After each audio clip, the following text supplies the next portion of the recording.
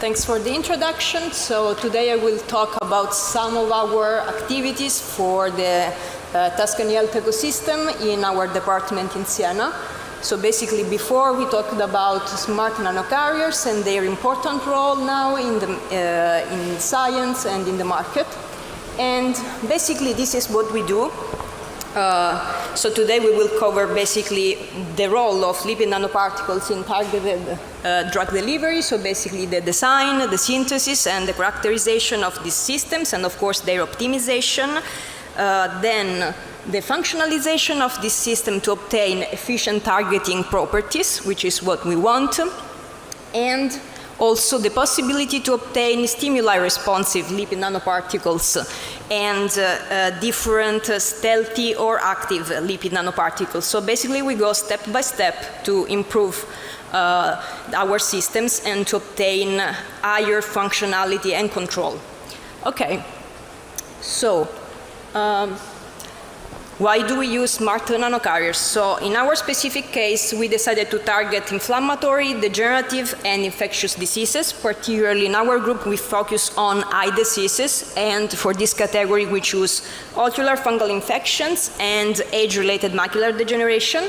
Both types of diseases are major causes of vision impairment and loss worldwide, so this has, of course, huge impacts on healthcare costs and life quality of patients, obviously. So we decided to target these two representative diseases. Generally, the problem with conventional techniques to treat eye diseases is the fact that the eye has several anatomical barriers, so an effective delivery to eye tissues is actually quite challenging. Specifically, we decided to focus on, So specifically, we decided to focus on the encapsulation and the delivery of these two molecules, particularly triamcinolone acetonide is a corticosteroid that is used as a therapy for age-related macular degeneration to treat the inflammation, and natamycin is the only currently approved antifungin molecule, only commercially available molecule, but in both cases their efficacy is actually quite hindered by low retention and low bioavailability at the ocular tissue.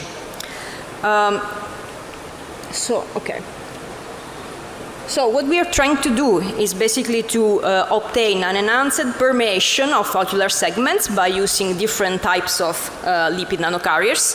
As you can see, there are already several types of carrier that are used, and they target specific parts or specific segments of the eye. Some of them are more adapted to the anterior segment of the eye, since they provide higher retention on the ocular surface, or some of them have enhanced permeation capability, so they are more used to treat the posterior segments of the eye.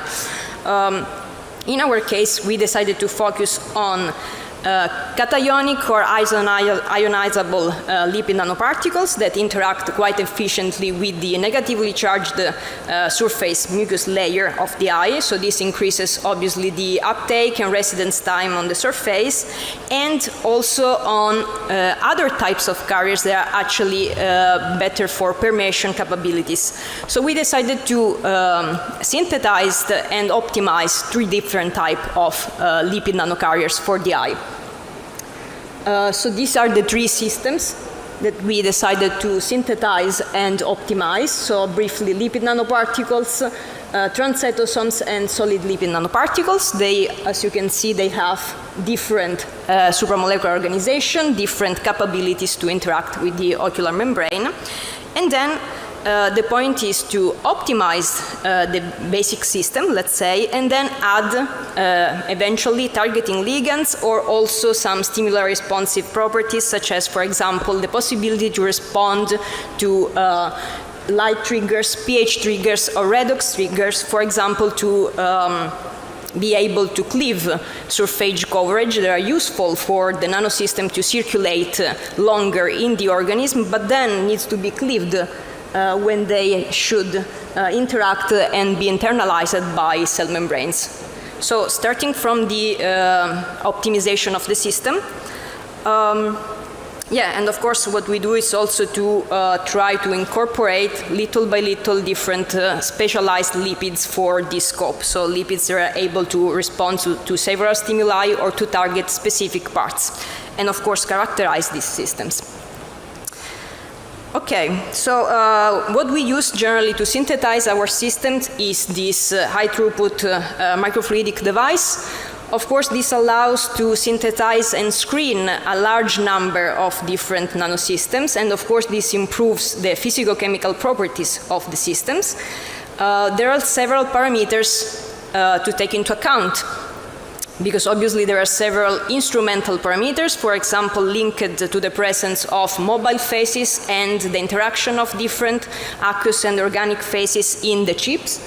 So basically here there is a system made of different pumps that pump different phases to the system, and then the synthesis happens in these microfluidic chips, and then obviously we collect different systems here. So it is actually improving, of course, the capability of our capability to screen different systems, but also the compositional parameters are quite important. So basically the lipids that we choose in the composition, so the lipid building blocks, and also the relative abundances, and this combined with the instrumental parameters. So it is a lot to consider. So how do we choose the appropriate parameters for each synthesis? And this is why we decided to use a design of experiments approach, so basically a statistical approach to have a comprehensive view of the influence of each of our chosen parameters on the final formulations. So basically, how can we obtain optimal physicochemical properties and eventually optimal pharmacokinetic profile without having to do 1,000 syntheses for each system? So we decided to use a full factorial design by choosing 4 factors. They are basically compositional parameters or instrumental parameters, and to test them on 2 different levels, so on a low and a high level, so different values that we give to these parameters.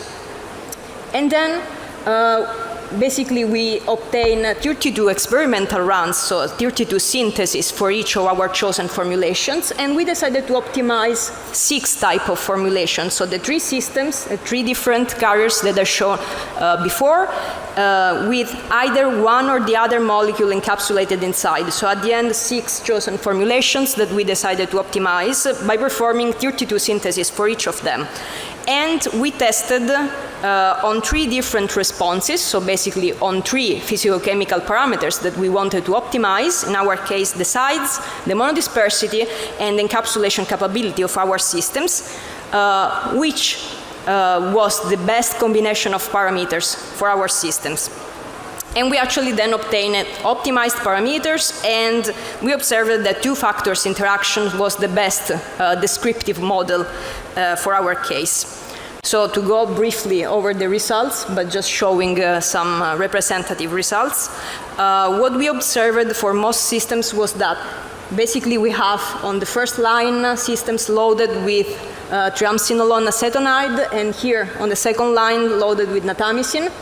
What we could observe was that the sides response surfaces were not affected much, either by compositional or instrumental parameters, but mostly because sizes were all pretty good for drug delivery purposes. So this is actually good for us.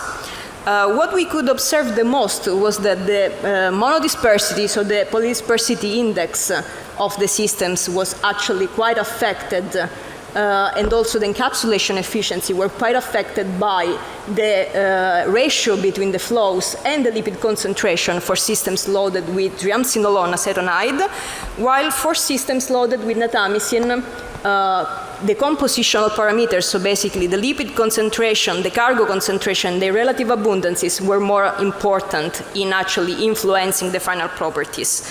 And this difference we actually think is due to the different affinity of the molecules loaded inside. So basically, for each case, for each type of composition in the carrier, and also for the cargo loaded inside, the parameters have to be optimized. Then, of course, we characterized the optimal formulations obtained, and in all three cases, we obtained monodispersed populations, high stability up to several weeks, which is quite important then for shelf storage and usage of the system.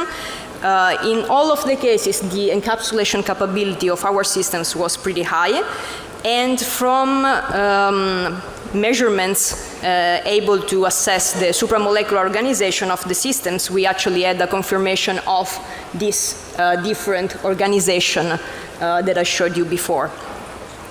And of course, what we also perform in our lab is also the effect of the composition in the interactions with the drug. So as I said before, we observed that we have different affinity, and this different affinity of the encapsulated drug with the carrier obviously also influences the optimal parameters for the system. And here it is a representative case of a study with resveratrol encapsulated in different, in bilayers with different composition. So we basically observed a different positioning of the encapsulated molecule according to the composition of the bilayer. So this is also one characterization to take into account and that we perform.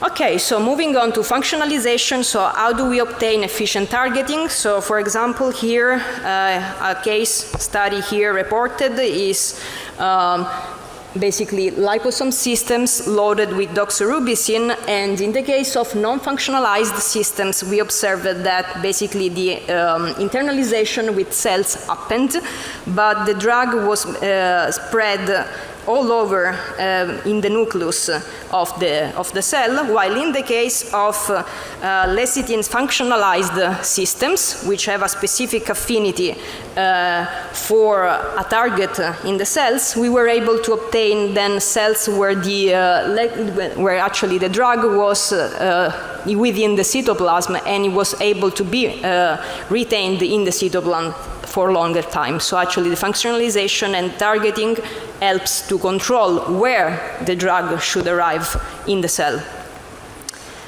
And then we move to stimuli-responsive lipid nanoparticles, so an additional step to achieve more controlled delivery. In our specific case, we are working on this type of amphiphiles that basically have this fluorescent moiety, and also they are able to have an isomerization responsive to certain stimuli. So basically we are able to obtain a labeling of the membrane without having an additional fluorescent molecule, plus we are able to obtain a stimuli responsive effect of this kind.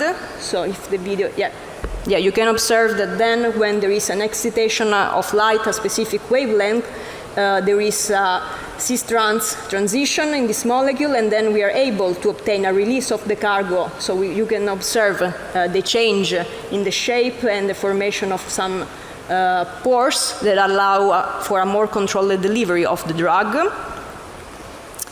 And then finally, the possibility to have stealthy but also active lipid nanoparticles.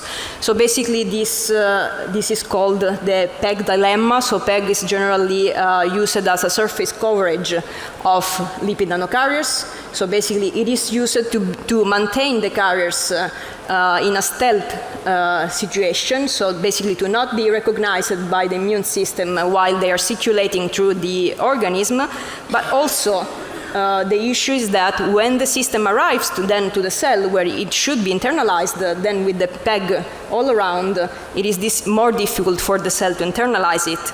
So our idea is to have stimuli-responsive cleavage of the PEG chains when the carriers arrives to the membrane of the target cell. So basically, we should be able to have stealthy systems and then to activate them on demand. And basically this is how it should work. So basically we should have this lipid on one side, then a fluorescent molecule, and then a PEG moieties on the other side. And this area is sensitive to cleavage to certain light stimuli.